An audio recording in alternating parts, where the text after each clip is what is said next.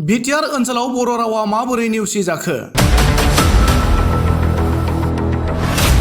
बाक्सा जिल्लानि बरिमुगाव गोदानै गायसनजानाय सोरखारि मडेल डिग्री कलेजाव बर' बिजोङा माबोरै गैया जाखो? बेखौ लानानै बाक्सा जिल्ला बनसुआ गोख्रों फिनजाथाय होदों।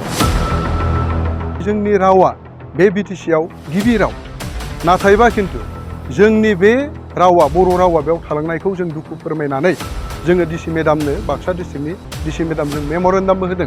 दिनैनिफ्राय एडमिसन जादों, गाबोन समफोरनिफ्राय क्लास जासिगोन बेहाय।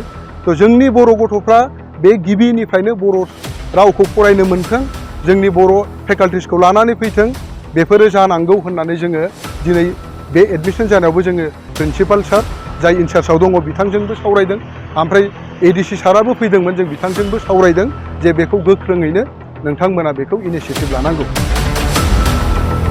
बाक्सा जिल्ला सिंनि मुसलपुर बरिमुगाव गोदानै लुफुंनाय सोरखारि मडेल डिग्री कलेजखौ बावैसो साननि उनावनो बेखेवनाय जागोन। मख'जाथावदि बे बोसोरनिफ्रायनो सोलोंथाइ होनो गोनां सोरखारि मडेल डिग्री कलेजनि थाखाय मुं थिसननायाबो सोलिगासिनो। नाथाय थांनाय 19 आगस्तखालि बे कलेजनि थाखाय एसिस्टेन्ट प्रफेसार नांगौनि गांसे फोसावथाइ होनायाव बर' आयदाखौ नुनो मोननाय जायाखै। बेखौ लानानै बर'नि आफाद गौथुमफोरजों लोगोसे ओनसोलनि रायजो राजाफोरनि गेजेराव गिदिर सोंलु बेरखांनायखौ नुनो मोन्दों। थारैनो बिटिसि खुंथायनि सिङाव थानाय बिटिआर 6 सिडिउल ओनसोलनि सोरखारि मडेल डिग्री कलेजाव बर' रावखौ नुनो मोनैया सोरनिबा गिदिर खैसार दं नामा? बेखौ लानानै दिनै बाक्सा जिल्ला बनसुनि दैदेनगिरिफोरा गोदानै लुफुंजानाय सोरखारि मडेल डिग्री कलेजाव बर' आयदाखौ बे बोसोरनिफ्रायनो फरायसाफोरा फरायनो मोननायनि राहाखौ खालामना होनांगौ होनना गोख्रोङै दाबि खालामनानै खौरां बिजोंनि गेजेरजों ओरैबादि बुङो।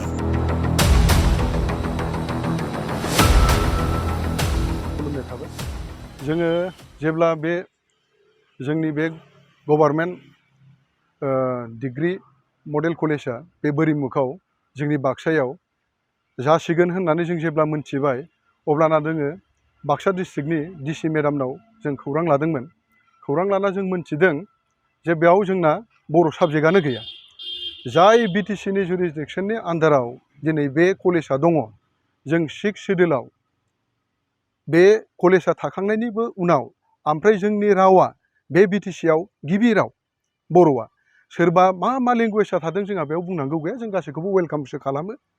नाथायबा खिन्थु जोंनि बे रावा बर' रावा बेयाव थालांनायखौ जों दुखु फोरमायनानै जोङो डिसि मेडामनो बाक्सा डिस्ट्रिक्टनि डिसि मेडामजों मेम'रेन्डामबो होदों, थांनाय जोङो 14 आगस्त 2023 मायथाइयाव। दा बिथांमोना बेनि सायाव सावरायगोन होनदों। जों मेम'रेन्डामाव रोखायै लिरदों, जाय कलेजखौ जोंनो बे डिग्री मडेल कलेजखौ जोंनो जोंनि बर'फ्रा गोग्लैसोना थानाय हारि जाथि होननानै जोंखौ इडुकेसनाव जोंखौ फोजौनो होननानैसो बेफोर कलेजखौ जोंनो बेफोर अनसुंथाइखौ हरनाय जादों। बेहायनो आरोबाव जुदि जोंनि बर' गथ'फ्रा डिप्राइभ जालाना थालांनांगौब्ला, अब्ला बे कलेजा जोंनोथ' गोनांथियानो गैबावा दिनैनि दिनाव।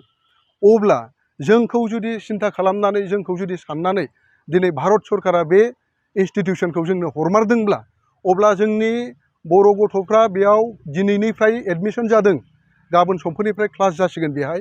थ' जोंनि बर' गथ'फ्रा बे गिबिनिफ्रायनो बर' रावखौ फरायनो मोनथों, जोंनि बर' फेकाल्टिसखौ लानानै फैथों, बेफोरो जानांगौ होननानै जोङो दिनै बे एडमिसन जानायावबो जोङो प्रिन्सिपाल सार जाय इनचार्जआव दङ बिथांजोंबो सावरायदों, ओमफ्राय एडिसि साराबो फैदोंमोन, जों बिथांजोंबो सावरायदों जे बेखौ गोख्रोङैनो नोंथांमोना बेखौ इनिसियेटिभ लानांगौ।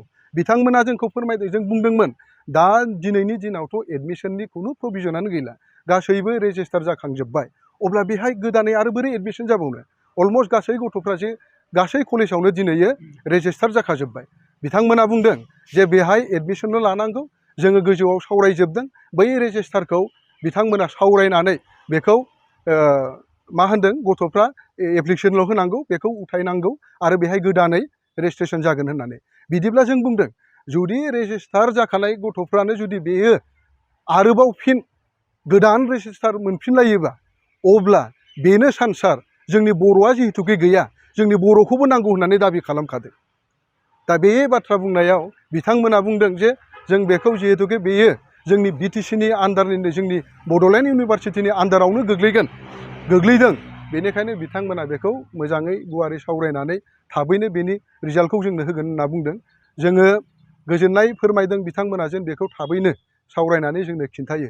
जों मेम'रेन्डामाव लिरखादों, जुदि जोंनि बेहाय बर' गथ'फ्रा जुदि बेयाव गोदाव सोराव जानांगौब्ला एडमिसन लाना जुदि बर'आवनो फरायनो मोनाब्ला बिथांमोना आरो दिनै फंसे बाथ्रासो बुंबावदों जे बर' गथ'फ्रा एडमिसन लाथों बर' साबजेक्टआ दिनै बेयाव फैयाखैब्लाबो बर'यै फरायनो हागोन जों बुंदों बर'आव फरायगोन गथ'फ्रा फरायगोन नाथायबा एग्जामाव जुदि प्रब्लेम फैयोब्ला बेफोरखौबो जों बुंखादों थ' जों बुंखादों मेम'रेन्डामाव लिरखादोंमोन जोङो जे बेहाय जुदि मायबा मोनसे एडमिनिस्ट्रेसननि आन्दाराव जुदि बेयाव जोंनि बर' गथ'फ्रा डिप्राइभ जानांगौब्ला जों बेहाय जुदि मायबा मोनसे जाथाय जायोब्ला जोंहा बनसु हिसाबै जों बेयाव जेबो दाय गैया होननानै जों फोरमायखादों थ' ओंखायनो जोंनि बुंनांगौआ दिनै जोंनि बर' माहारि गोबां अर्गेनाइजेसनफोरखौ जों खावलायनो लुबैदों बिथांमोनाबो थाबैनो बेखौ नोजोर बोनानै एसे सावरायलायनायनि गेजेरजों जेसेबां हागौ बड'लेण्ड इउनिभारसिटियाव बेखौ नारसिननायनि गेजेराव नैबे खम समनि गेजेरावनो जेन